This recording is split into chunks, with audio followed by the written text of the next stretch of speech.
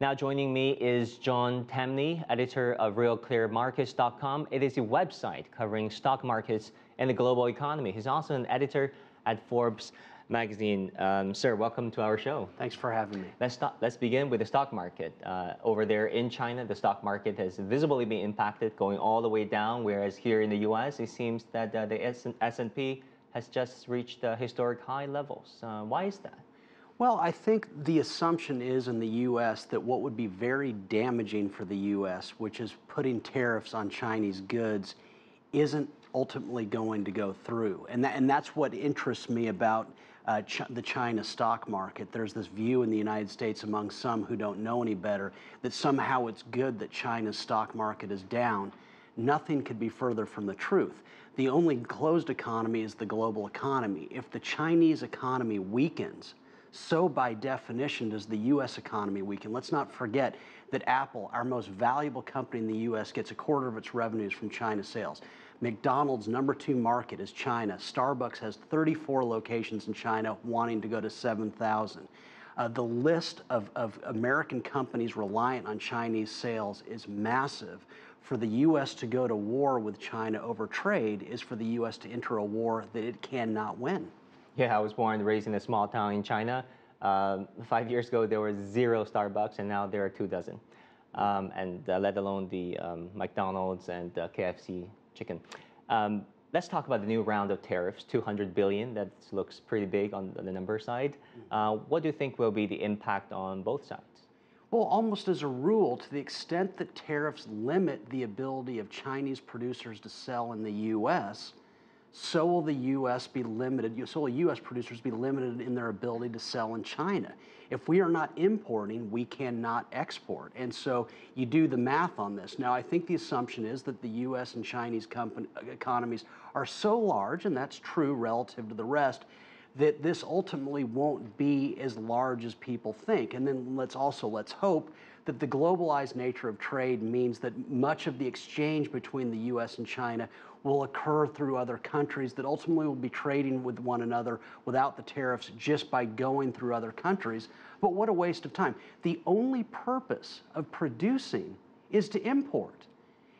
That's why we're working in the first place. China's rise economically has been wonderful for the U.S. economy. Every day that the Chinese get up and go to work, Americans get a raise. And so why would we want to reverse what's been so bad? China was a problem when it wasn't a productive economy. Now it's great because it is. Why are we trying to fight this?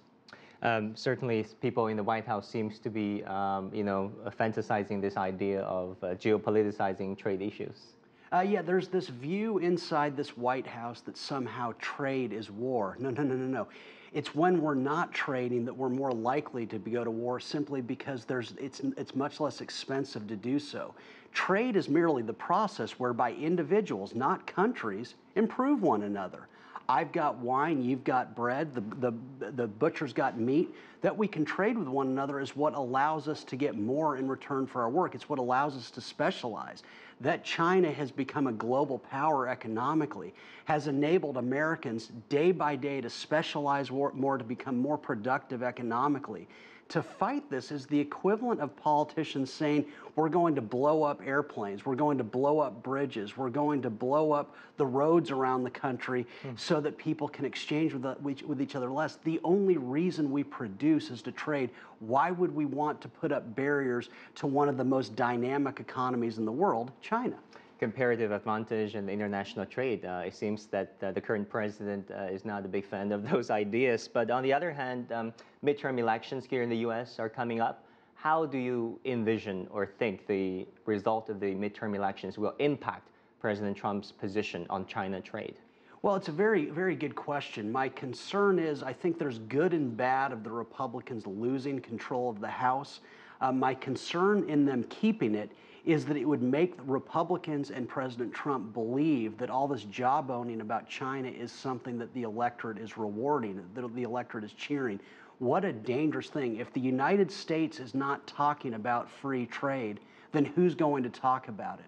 But it is the single biggest driver of human progress that mankind has ever conceived. And so it's crucial that the U.S. pull back from this. And I would add that I think the Chinese authorities should view this the same way. The open country to trade is always the one that is richest. It's always the one that's progressing the quickest. And so neither side is winning. When I hear Secretary of State Mike Pompeo say that we're going to win this war, no, no, no, you cannot win this. I hope that one or both countries realize that the ultimate advantage comes from opening one's country up to the world's plenty. John, Tamny, thank you so much for your perspectives. Thanks for having me.